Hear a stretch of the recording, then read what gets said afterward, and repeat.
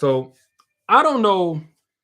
Actually, I do know somebody needs to hear this. I don't know who exactly needs to hear this.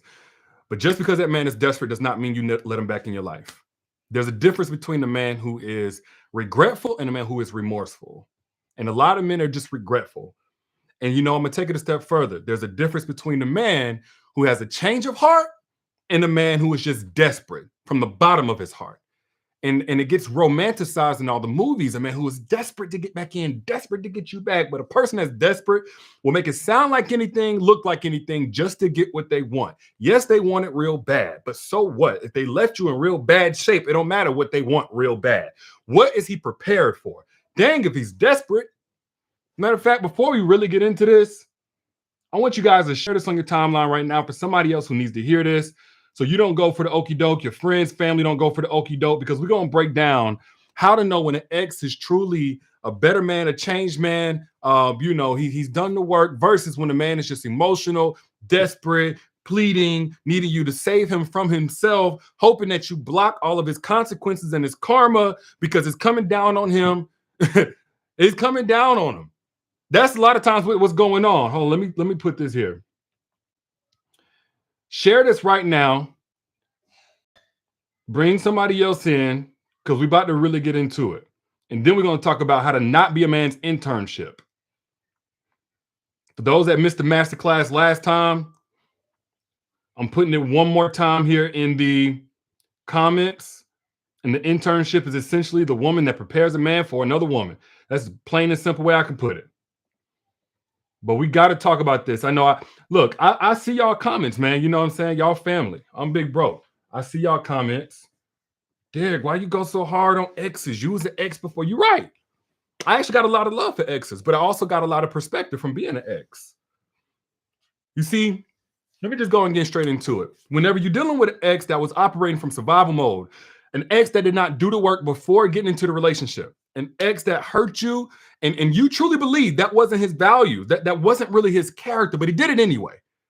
It ain't about his intentions. His intentions did not spare your heart. Good intentions and all, he had a traumatizing effect on your life, right?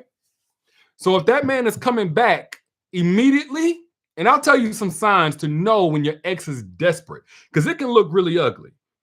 But when a man is in a state of desperation, there's no length he will stop short of in order to get you back, except doing the work. There's nothing he won't do to get you back except doing the real work.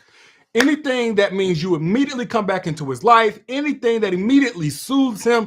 And here's the thing, the desperation to get you back is the exact same root of what likely drove you away. Some emotionally impulsive, short-sighted, selfish space of himself where he wants to feel better. That's all desperation is.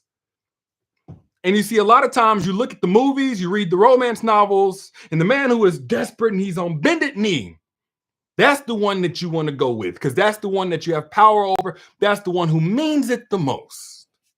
You know what? I can mean it the most to make it to the NBA. If I do not put in the work, if I don't go and take the shots, if I don't get in shape, if I don't do the exercises, I'm not going to be a great basketball player. Same thing goes for a man who's trying to get back in and he's desperate. He's desperate. He'll do anything. He'll release all the doves. He'll sing all the R&B songs. Dang that. His desperation on the back end does not do anything to help you heal or prevent you from needing to heal all over again if you let him back in. Write that down, somebody. Again, share this right now. If you're watching this and there's somebody on your timeline who you know they probably got an ex that they need to be careful about, share this right now. Because all of this leads up to the discernment that you have when dealing with a desperate ex and knowing what to look for is the exact same discernment that's going to keep you from continuing to be the woman that gives her best to a man just to prepare him for another woman. I'm going to tell y'all what it looked like when a man is desperate. The first thing, it's obvious. I already done said it. All the emotional pleas, all the long if you got a man that's texting himself over and over and over again, you ain't even responded, that man is desperate. He's desperate. There is no dignity left. And I know that's a humbling place for a man to be. And if you dealt with a man who was prideful, it can feel like, oh my gosh, this is a different him. This is a whole different leaf. This is a change of heart. No, it's just a desperate heart. Desperation means selfishness, but at a survival level. And so whenever you're thinking, should I let this man back in? If he's still operating in selfishness, what happens when he gets what he was looking for himself? What happens? And yes, I'm looking at the comments because we're going to do kind of a Q&A as well.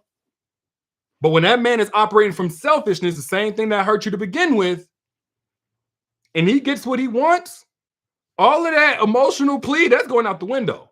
And then he's going to be thinking, well, he was pretending. He was never pretending. He was absolutely, overtly desperate. But I'm going to tell you what's safer than a man who is desperate. The man who is self-aware, the man who is humble enough to accept his consequences, the man who says, you know what? I don't deserve another chance. In fact, it's selfish of me to try and play on her emotions with all of my tears, all of my begging in order to get another chance that I fumbled the first time. And a lot of y'all is second, third, fourth, fifth, sixth times. A truly humble man that's much safer, not no guarantee, but safer to let back in, is a man who is looking at his consequences and realizes he deserves every bit of it. That's you leaving him. That's you going on to go get loved by somebody else. That's you going on to go get bent over by somebody else. But a man who is just simply desperate and he's selfish, he's going to do whatever he can to get you back. I always warn against this. If you are ever dealing with a man, and I'm talking about that day, that hour, I mean, he's crushed you, but that he must have you back immediately, that's unsafe. If that man is not willing to take any time to self-evaluate, give you space to make the decision you need to make from your best self, he ain't thinking about nobody but himself. That's it. He's desperate. He wants another chance, but is he prepared to protect that other chance, or is he a regret waiting to happen all over again? First sign that he's desperate. All the emotional rush, urgency. Let me back in right now. Texting himself, writing himself, talking to himself. When a man has truly changed his heart, and he's now safer to love, he shifts over into thinking about you. So I'm not just 100% against all exes are horrible, and et cetera, but I'm just saying, use your discernment. Don't let your love for him, don't let your empathic heart override your intuition. If that man can't even take a step back and say, hold on, wait, let me give her space, let me give her time, let me not be selfish, and even the timing that she needs to potentially come back. If that man isn't looking and saying, how do I strengthen my convictions? Clearly, I didn't do things right the first time. So I was wrong about something. I need to relearn how to get this done. I need to unlearn the wrong. I need to relearn the right. If that ain't him, not safe. Another sign that your ex is desperate is whenever he goes and gets somebody that looks just like you. I'm not saying people can't have a type, but y'all put I down in the chat if you've ever had a dude or seen a guy that moved on from you or moved on from somebody, and their next person was a spitting image of that last person.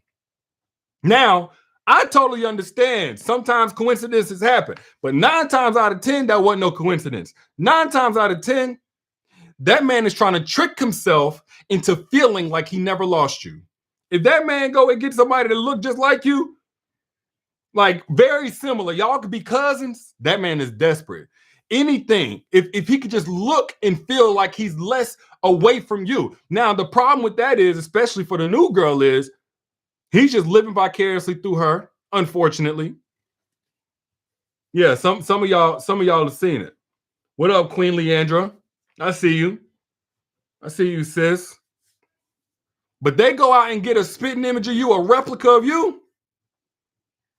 That man is desperate. If he could just look at it and be reminded of you through her. Now, poor baby, she don't know. She probably ain't never seen a picture of you or something like that. Or maybe she has, but she just don't see it. But I see this all the time, and I'll be like, hey, that's when a man is desperate. Zayna Scott says, what if he's buying you gifts? I was about to go there with it. If he go to exhausting his pockets. Now, you got some women who would take advantage of this.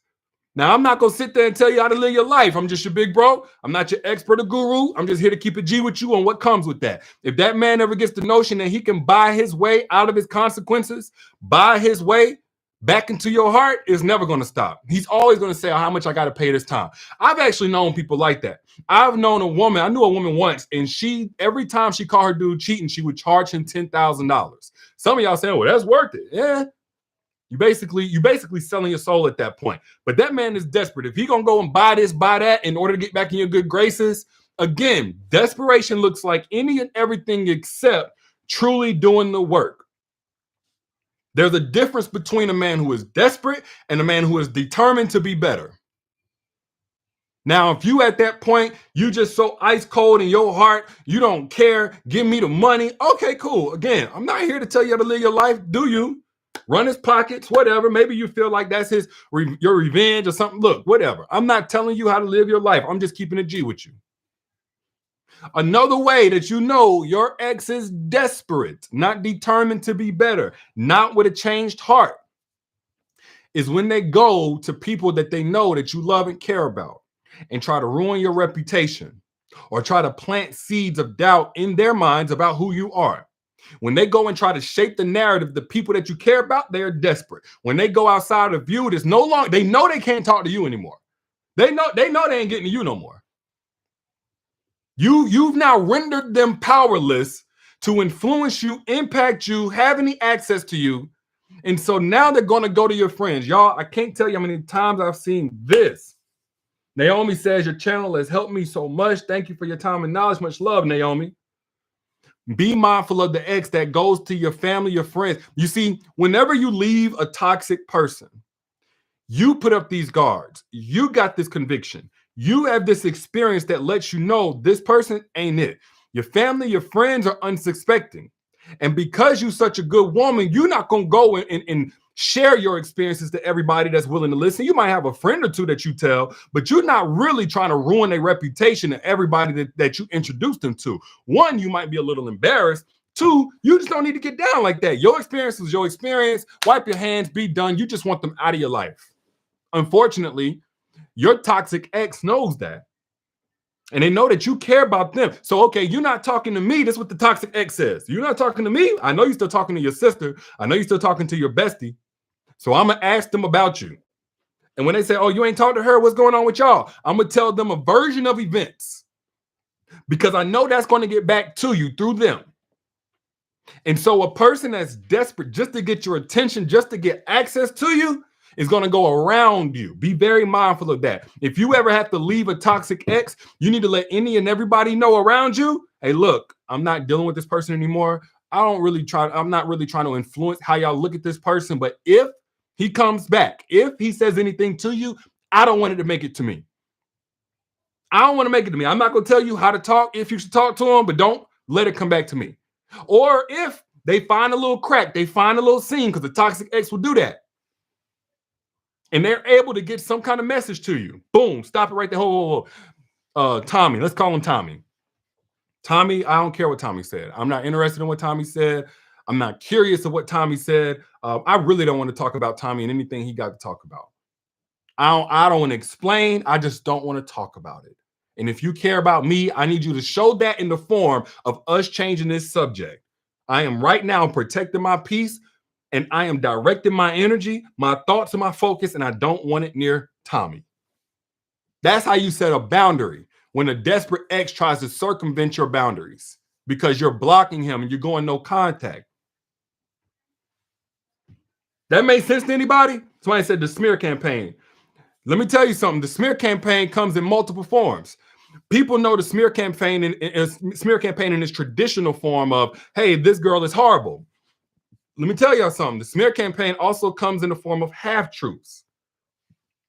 The smear campaign comes in the form of the truth of what you actually did wrong without telling what you were responding to.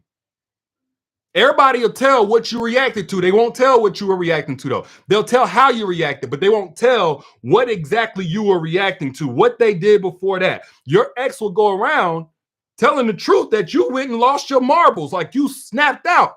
He'll say that. But he won't say what he did. He won't say how many times he played in your face. He won't say how much stuff he had in his phone for you to find. He won't say what he said to you and how many names he called you. He won't say how disrespectful that he got. He won't say how he yelled. He'll say how you snapped out on him, though. So be careful. That smear campaign will come in the form of something that's partially true. Anything to get you to either defend yourself or to look bad in front of other people. Now, let me give you something. This is one way to protect your peace. You gotta let people think what they want to think. You don't focus on reputation nearly as much as you focus on your character. Your character is who you are. Your reputation is who people think you are. And if anybody runs with a one-sided version of events, they wanted to believe that anyway, let them go. Block them too. Put boundaries up with them too. And see, what you're addressing whenever you address this is the people-pleasing aspect of trying to control what somebody else thinks of you. Thinking of somebody else not liking you or thinking down or thinking lowly of you. And that's the exact aspect of a woman that typically will stay in a relationship way longer than what she should, in a relationship that does not serve her because she's thinking of somebody else, and then she becomes a stepping stone for somebody else. What I call the internship. This is why I did the free masterclass. A lot of y'all missed it the first time, and I took it down. And I got flooded with emails, messages about this internship. Y'all saw the link, try to click on it. It was no longer up. I put it up one more time. If you missed that masterclass, how to stop being a man's internship, click the link that you see pinned. It's pinned on both YouTube. It's pinned on Facebook, down here in the comments, or in the live chat. It's at the top on YouTube in blue. And register for that and come on back. You can register for it to be done, so you can start right after we're done here. Free masterclass, by the way. But the people-pleasing aspect that even cares about other people think. When it's time to protect your peace, you cannot also protect other people's feelings in the process. Something got to come first.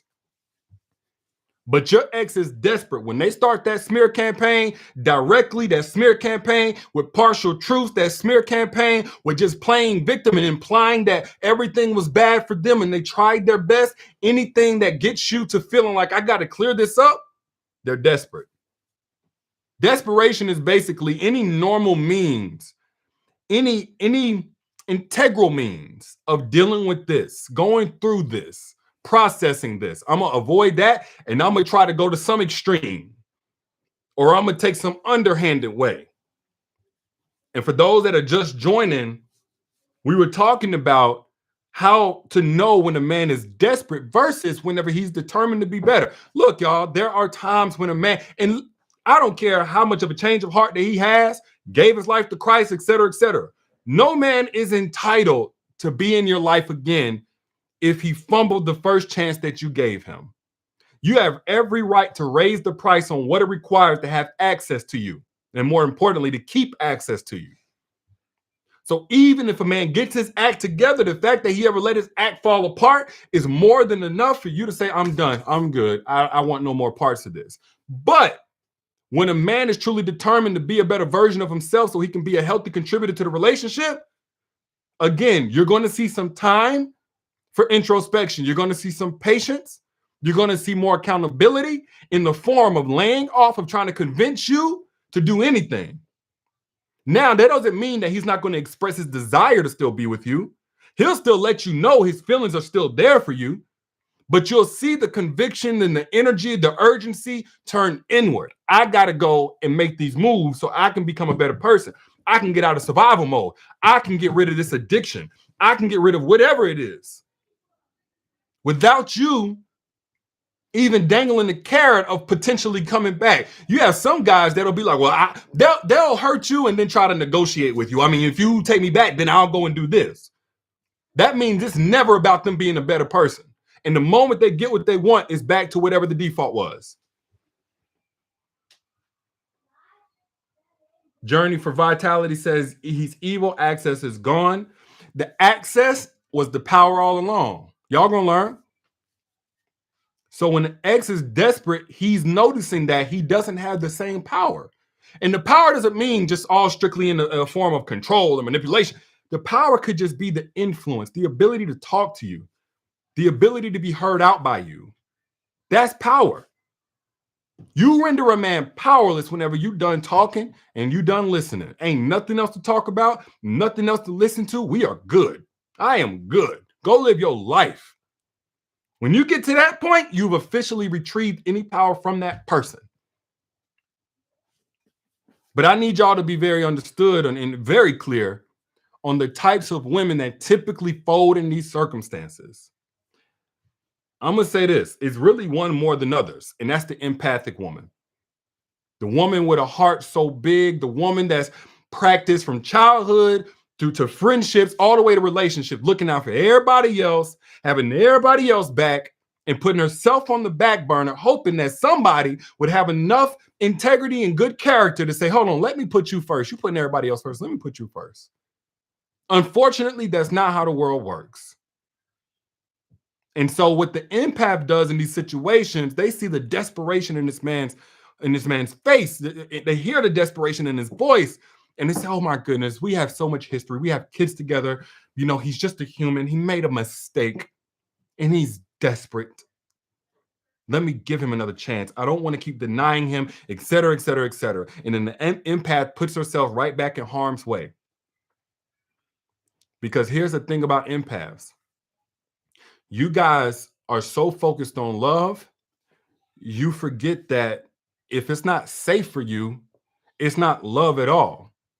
It is a toxic trauma bond. It's a toxic attachment. That's what it becomes. Love that you just give without any boundaries or requirements or standards that must be met for reciprocity, for it to be safe for you to love, becomes a toxic attachment. And it's no longer love at all. And you'll allow this person to stick to you and stay attached to your grace, your blessings, your light way longer than they deserve to. And so now this desperate ex who has done nothing to truly change his heart, who has truly done nothing to self-audit and become better so he can show up better for you and be more healthy, is right back in your life. And you know what? One of the main types of women that become an internship, like what I talked about on the free masterclass, is the woman that lets a man back in over and over and over and over and over again for the exact same thing. And again, the only way you letting them back in over and over and over again is if you're not saying, okay, look, I have higher standards than whatever it was I let you meet last time. And those standards are on your behavior changing, which means in order for me to even believe in that behavior changing, I got to see some patterns. Share this if you're getting anything from it, by the way, because somebody on your timeline needs not only how we started this conversation, but they need the rest of what I'm going to talk about here. And I am going to get to some questions. Hopefully, if we get to have some time. Yamazia 1600 says, yup, I'm an empath, 100%. I've been broken too many times. Nothing wrong with being an empath. We just need to include boundaries. We need to include boundaries. We need to use discernment, and we need to not forget our intuition. By our, I mean y'all's, because y'all are women. Y'all have intuition. Y'all have intuition. Nothing wrong with being an empath. Don't you change who you are. You change who has access to you are when somebody takes who you are for granted. Put I down in the chat if you've ever given a second chance just to regret it later. I want to see if I'm talking to anybody. Put I down in the chat if you've ever given a second chance to somebody just to regret it later. That's the person. Now, the second chance is one thing, but third, fourth, fifth, sixth, all right, at some point, we have to start deploying something a little bit different. Because you do that enough times, you get enough deeply involved with a person, you spend enough years doing this thing, and see, it strings out for years, because as you give second chances, if you're giving it to somebody who did not deserve it in the first place, they get better at hiding it. So the spans of time that they get to play in your face and treat you wrong behind your back and deceive you extends. So the first chance, they may have gotten caught up in 6 months to a year. You give them a second chance if they do not have good intentions for you. It may take you 3 to 5 years. You give them a third chance, 5 to 10 years. Even though you're more paranoid, even though you're more suspecting and less trusting, they know how to avoid whatever the traps was from before. Before you know it, there's 15 to 20 years, 25 years, or even longer that's gone by of you wasting with this person that never changed from day one.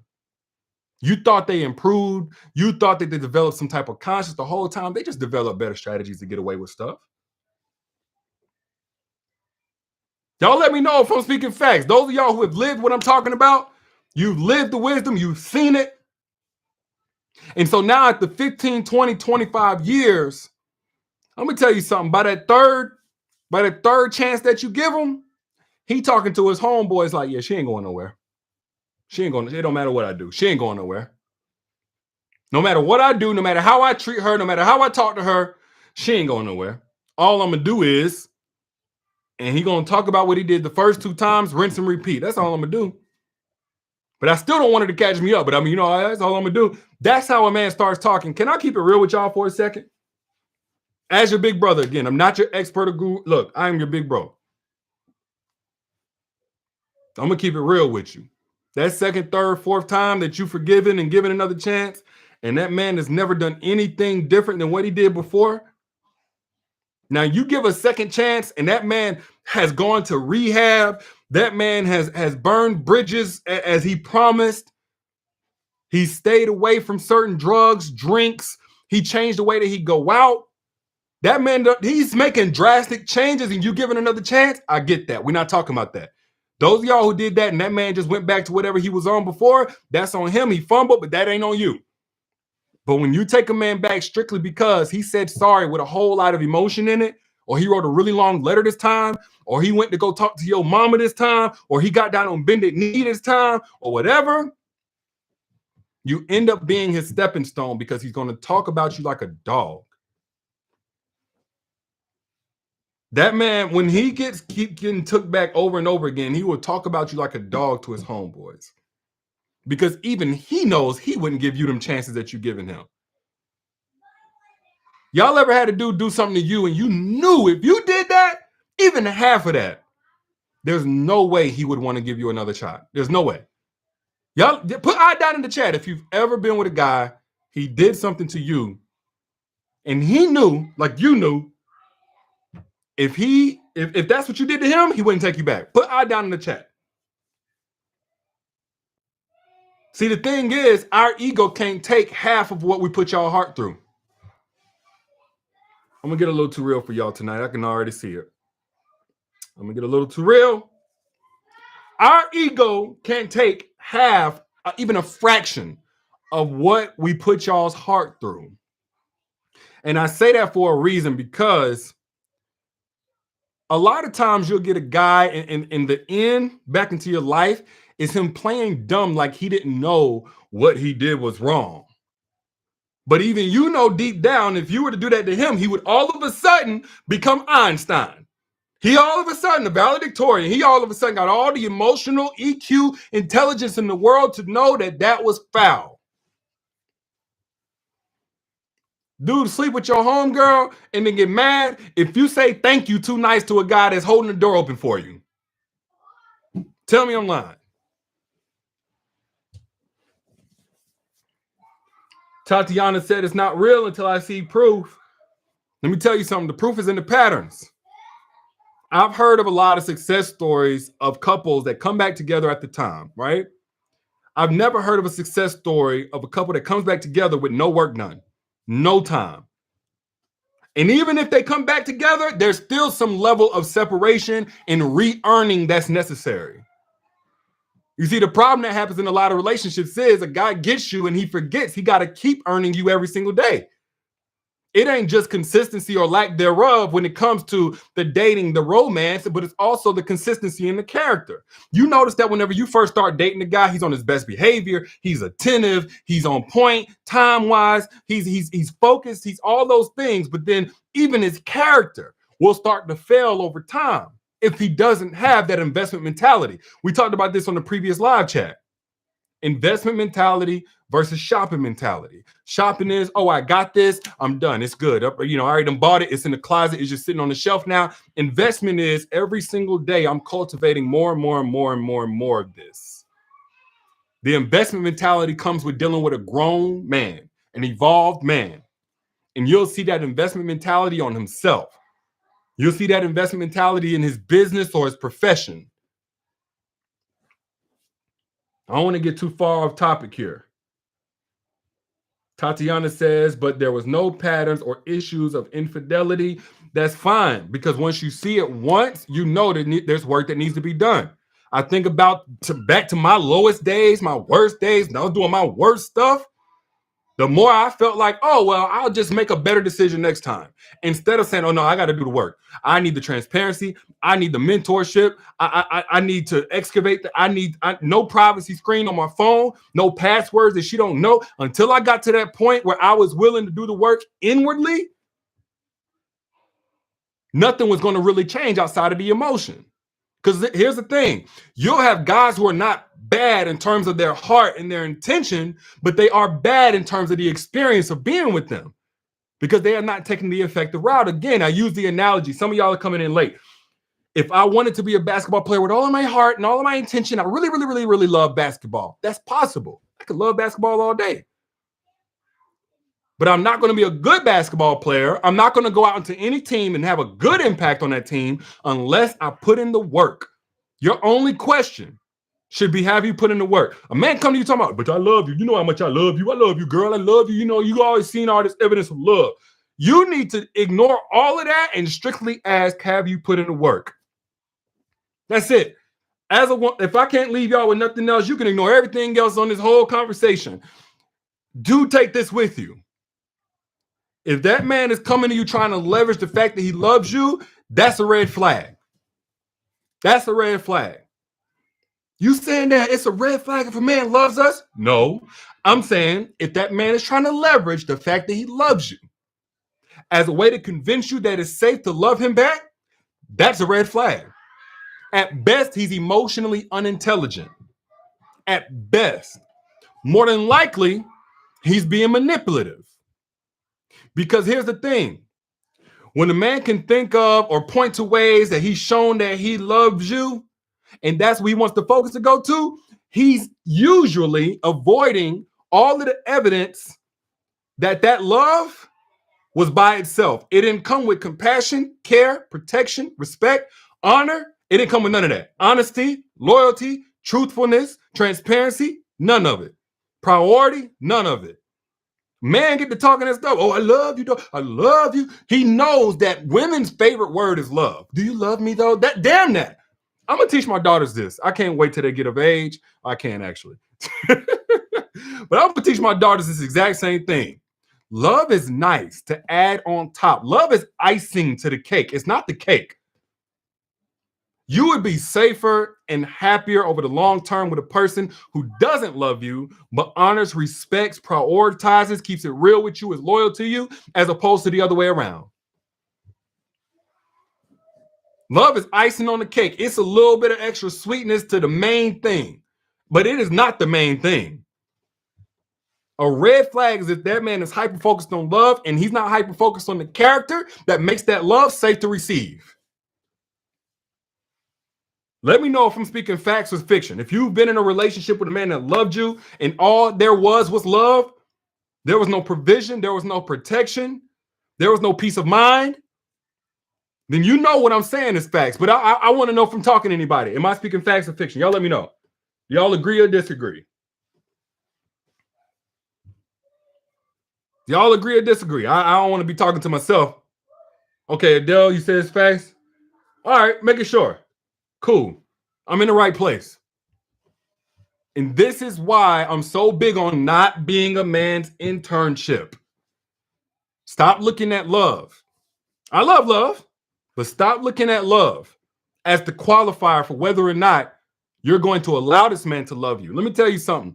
The love that you allow yourself to receive will shape you one way or the other. Just like when we were children. If you had a mother and a father that loved you with presence, not presence like material gifts, but presence, their physical, emotional presence. They loved you consistently. They loved you with compassion and validation. They loved you with those things. You probably got shaped by that love into a healthier adult. But if you had the kind of parent that loved, with the crumbs they had left after a long day, after drinking however many shots of Hennessy or liquor or whatever was out back then when you was a child. After this, after that, and they loved you through their messed up, broken heart, their messed up, broken, stressed out vessel, more than likely you are a messed up, stressed out, broken vessel today. Or at least you were before you went to therapy and talked to the lady. The love you receive will shape you one way or the other. So if the love that you receive comes strictly love by itself, a la carte, and not full packaged with all the things that make love safe to receive, you're playing a dangerous game. And when it comes to matters of the heart, it's really not a game at all. It's more like Russian roulette. One wrong move can have it very difficult, if not impossible, for you to love anybody, including yourself, the rest of your life. You cannot play with this. When we was in middle school and we just had a little puppy love, that's one thing. And when you get past age 25, 35, 40, we talking about mental health. We talking about generational curses. We're not playing no games no more. This is why I'm so passionate about this.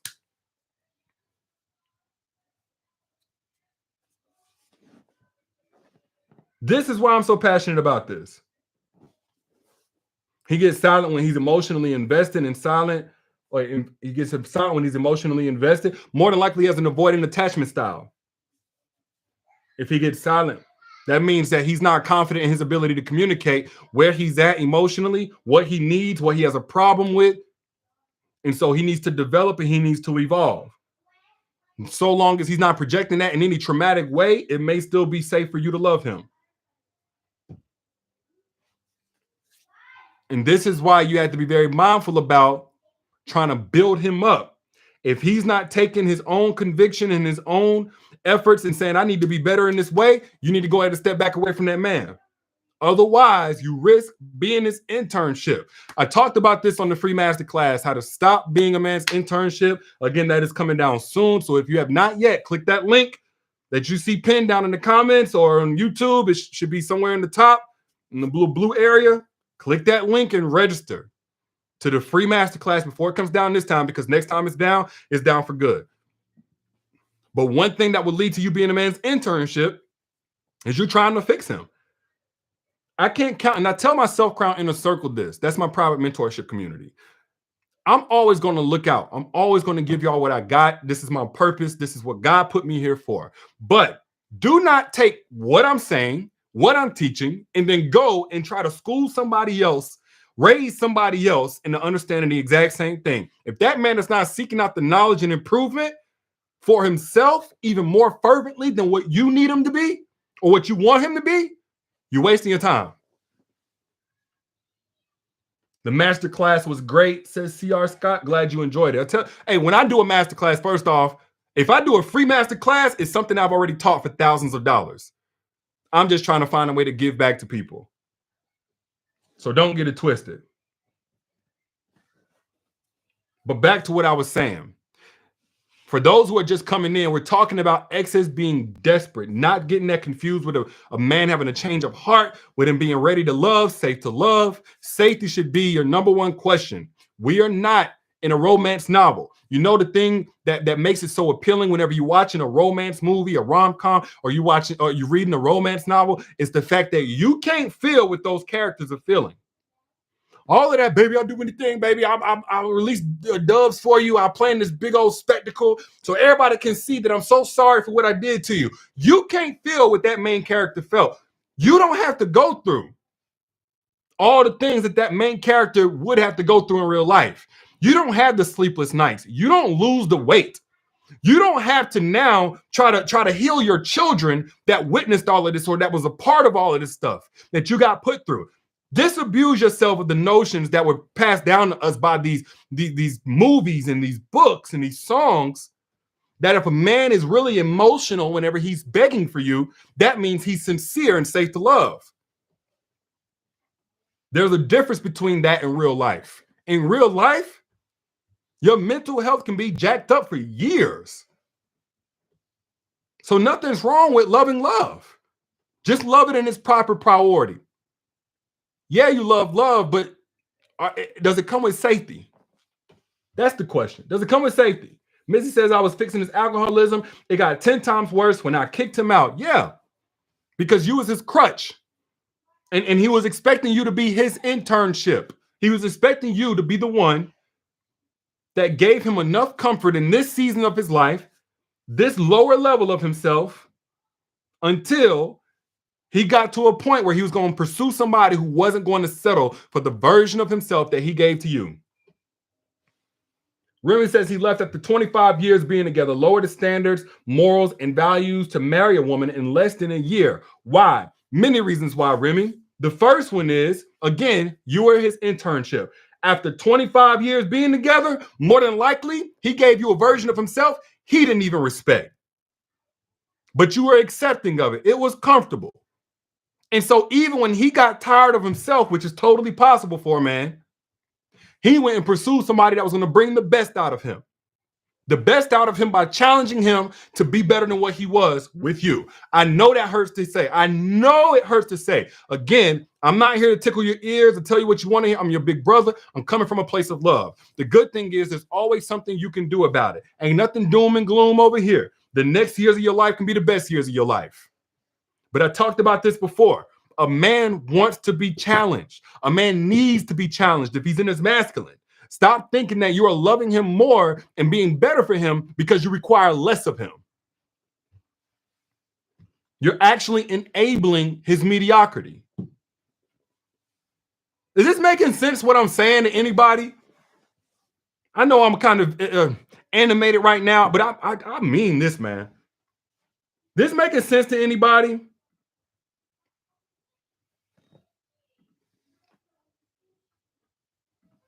Let me know. Am I just all over the place and nobody cares? Or Remy says, dang, yeah, truth be told, 25 years and then just boom, when now this is without me knowing the context of the relationship and what it transpired. And I'm giving benefit of the doubt that this wasn't a situation where you were sabotaging or anything like that. He was showing up the best. Like, I don't know, but I'm going to tell you what could be the case. 25 years and he goes and marries somebody within a year right after that. More than likely, he was a version of himself in that marriage, and that woman went and tolerated, and it felt good and refreshing to be around a woman who said, I need you to do more. I need you to be more.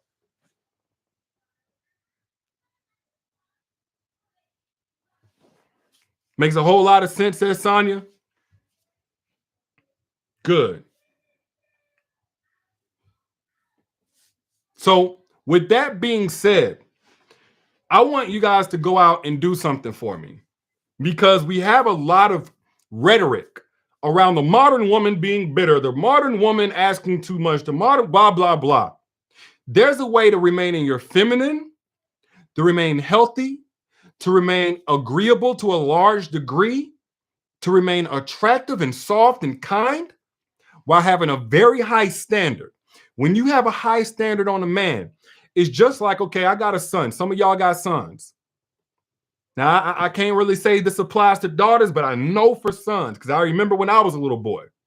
When you put responsibility on that little boy and you tell him, I know you can do it, I need you to get it done, you're going to ignite the best out of him. It's a masculine deposit we are born with when you call us to a higher level. The same thing applies in relationships. You can be loving and soft and feminine and all those good things that we love, but never stop holding a man to a higher standard than wherever he's at. You can tell him, I appreciate you. I love how you show up. I love your consistency. If he's being those things, be authentic. I love the effort that you put in. I appreciate the value that you bring. But now let's go to another level. Never stop doing that. As long as you keep raising the bar, you're going to keep bringing the best out of that man if he is in his masculine energy. If not, he's going to get mad, he's going to get pissed off, and then the trash going to take itself out. But do not think as a modern woman who's trying to be soft and feminine or whatever, and more receptive and more welcoming to a good man, that you need to do so by requiring less. All you're going to do is attract men who want to give you less. All you're going to do is attract the bare minimum into your life. No man is trying to be on bare minimum terms for forever if he's in his masculine. Every man wants abundance. Every man wants the toppest of tier. And we don't get top tier without a woman who requires more of us. And there's two types of women. I talked about this on the masterclass, how to stop being a man's internship. In every man's mind, there's the woman that prepares us for the next woman. And then there's the woman that we know we must come prepared for. The woman that's going to prepare us for the next woman will accept whatever. She dates from a broken place. She's an empath without boundaries. She accepts every excuse. She thinks she can love or affection us out of our mediocrity instead of requiring more of us. And while we're okay being less, that's the woman. And then there's the woman we must come prepared for. Just like a car that costs more, we're not tripping on the cost. We're not tripping that, man, there's going to be more sacrifice. We want what we want as a man if we're in our masculine. And so whatever the cost is for that woman, we're willing to pay it. Oh, we can't talk to her a certain way. We can't be inconsistent. We can't give empty excuses and fall off after the first couple of months of the relationship and still keep her. We can't do that. We can't give her reason to check our phone. We can't give her reason to have any type of trust issue. We can't make her look any type of way to people that she's connected to, that knows that she's connected to us. We can't be selfish in the bedroom. We can't be selfish around the house whenever she's doing for us, because she knows that she deserves better than to be burnt out and stretched thin. Whatever the price is for that woman, we know we got to come prepared for her. And we know this because we've seen her be single and be just fine by herself if no man could come and upgrade her in quality of life from her singleness. We know that. We know that in trying to get in, when we even just try to taste test that mediocrity that we're capable of, she spat it out and said, hey, I'm not the one. Play with somebody else. We know that. Two types of women. The woman that prepares us for the next woman. If that man is not in his masculine, he's mediocre, and he don't even have conviction about himself. And then the woman that we must come prepared for, the one that evolved men want, the one that the man who's becoming his best self and truly committed to that wants and will go after and will compete for as well. Yes, a man will compete for you. And I'm not saying to always have him fighting other men and to the death or anything like that. I'm just keeping it real with you. When the man sees that woman, don't think it's about looks either. For the man that's committed to being his best self, the most attractive woman is going to be the woman that's most aligned with his best self. And that's in terms of when he gets there and helping him get there. And don't get it twisted. The internship is not the woman that helps the man get there. That's the woman that makes a man comfortable before he truly decides to get there. And there may be things that you're doing now, ways that you're positioning yourself now to be a man's internship that you don't know about. Typically, there are. If you've ever been taken for granted, more than likely there are things that you do now, ways that you're positioning yourself now that make you prime target for a man who just wants an internship. He don't want to really be with you, settle down with you, build a life with you. But again, I went in depth with that in my masterclass, how to stop being a man's internship. And that's really about making the transition to the woman that a man knows he must come prepared for, regardless of what you look like, regardless how many kids you got, regardless of what age you are. Again, that link is down in the comments. I'm about to get on up out of here anyway. If you guys do want another hour of content talking about that subject, going in about that subject, how to truly become the woman that a man knows he must come prepared for in terms of how men look at things, click that link wherever you see it before it comes down. And I don't know when you're watching this, for those that are replaying or whatever, it's coming down soon. It's also in the caption when you back out. That's going to do it. Share this if you got something of value. Bless somebody else on your timeline. Don't be selfish. If you got something of value from this conversation, I'll let y'all be good. It's your big brother. Peace.